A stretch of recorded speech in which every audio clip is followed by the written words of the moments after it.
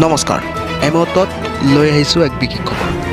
প্ৰায় 2 মাহ অৰ্থাৎ 59 দিনৰ ভৰি দিলে ৰাছিয়া আৰু ইউক্ৰেইনৰ যুদ্ধ। ধন ক্ষতিৰ সীমাৰ সংখ্যা নাই, তথাপিও যুদ্ধ সমাপ্ত হোৱা নাই। কিন্তু অৱশেষত যুদ্ধৰ সমাপ্তৰ দিন আহি পৰিছে। অহা 9 মে 2022 সমাপ্ত হ'ব ৰাছিয়া আৰু ইউক্ৰেইনৰ যুদ্ধ। কিন্তু ইয়াৰ আগতে আমি এই যুদ্ধৰ ৰাছিয়া আৰু ইউক্ৰেইনৰ কিমান ক্ষতি সাধন হৈছে সেই সম্পৰ্কে জানি লওঁ। যুদ্ধৰ এই 59টা দিনত ৰাছিয়া আৰু ইউক্ৰেইনৰ প্ৰায় 2100খন মিছাইল আক্ৰমণ সংঘটিত হৈছে। প্ৰথম ভাগত প্ৰতিটো দিনতে ইউক্ৰেইনলৈ 100 মিছাইল প্ৰক্ষেপ কৰিছিল ৰাছিয়াই। পিছৰ পৰ্যায়ত অৱশেষ এই সংখ্যা হ্ৰাস পায়। এই যুদ্ধত অধিক ক্ষতিগ্ৰস্ত হৈছে ইউক্ৰেইন। শক্তিৰ ফালৰ পৰা বহুগুণে দুৰ্বল ইউক্ৰেইন প্ৰায় বিধ্বস্ত হৈ পৰিল। নতুনকৈ গঢ়া স্কুল, কলেজ, হাস্পতালৰ লগতে প্ৰশাসনিক ভৱন, কাৰ্যালয়, আৱাসগৃহ সম্পূৰ্ণ বিধ্বস্ত হয় ইউক্ৰেইনৰ। সংবাদ মাধ্যমৰ খবৰ ভিত্তিত ইউক্ৰেইনত এতিয়ালৈকে 2119 গৰাকী নাগৰিকৰ মৃত্যু হৈছে আৰু 99 গৰাকী শিশু প্ৰাণ হেৰুওৱাৰ লগতে 20,000ৰো অধিক লোকৰ মৃত্যু হৈছে ইউক্ৰেইনৰ।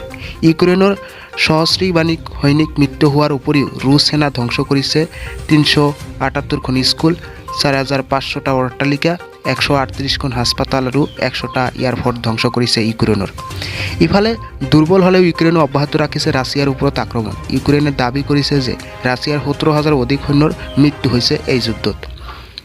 7 গৰাকী আৰ্মি জেনেৰেল মৃত্যু হোৱাৰ দাবী ইউক্ৰেইনৰ। ইয়াৰ পৰিৱৰ্তে ৰাছিয়া 130খন এয়াৰপৰ্ট আৰু 127খন হেলিকপ্টাৰ, 586খন টেংক আৰু 95খন MLRS ধ্বংস হৈছে।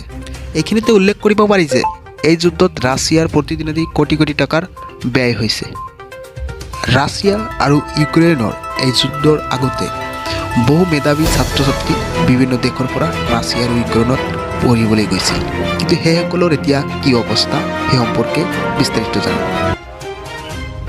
যুদ্ধ শেষ হ'ব, কিন্তু কি হ'ব ইউক্ৰেইনত পঢ়িবলৈ গৈ আদাতে শিক্ষা সাং কৰি ঘৰলৈ অহা কেইবা ছাত্ৰ ছাত্ৰীৰ ভৱিষ্যত। বিশেষকৈ ভাৰতৰ 18,000ৰো অধিক ছাত্ৰ ছাত্ৰীয়ে ইউক্ৰেইনত অধ্যয়ন কৰিবলৈ গৈছিল, বিশেষকৈ চিকিৎসা বিজ্ঞানত। ইউক্ৰেইনৰ বৈদেশিক মন্ত্ৰালয়ৰ ৱেবছাইটত উপলব্ধ অনুসৰি 2019 চনৰ পৰা 80,470 গৰাকী বিভিন্ন দেশৰ শিক্ষাৰ্থীয়ে অধ্যয়ন কৰি আছিল ইউক্ৰেইনত। 2011 চনৰ পৰা অধ্যয়ন কৰিবলৈ যোৱা প্ৰায় 49.9% শিক্ষাৰ্থী বৃদ্ধি পাইছিল ইউক্ৰেইনত। এতিয়া কথা হ'ল ইউক্ৰেইনত অসমৰ ভিন প্ৰান্তৰ বহু মেধাৱী শিক্ষাৰ্থীয়ে অধ্যয়ন কৰিছিল।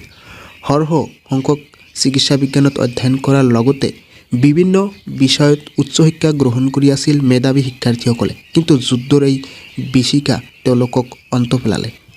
পৰৱৰ্তী শিক্ষা কেনেকৈ আগবঢ়াব তাক লৈ অসমৰ প্ৰায় 160 গৰাকী কৃতি শিক্ষাৰ্থী এতিয়া চিন্তিত।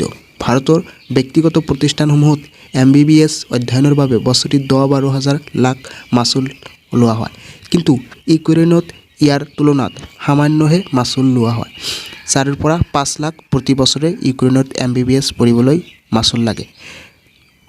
এনে পৰিস্থিতিত এতিয়া ভাৰত তথা অসমৰ চৰকাৰে সকলো শিক্ষাৰ্থীৰ আগন্তুক শিক্ষাৰ বাবে এক বাস্তৱসন্মত ব্যৱস্থা গ্ৰহণ কৰাটো খুবেই প্ৰয়োজন।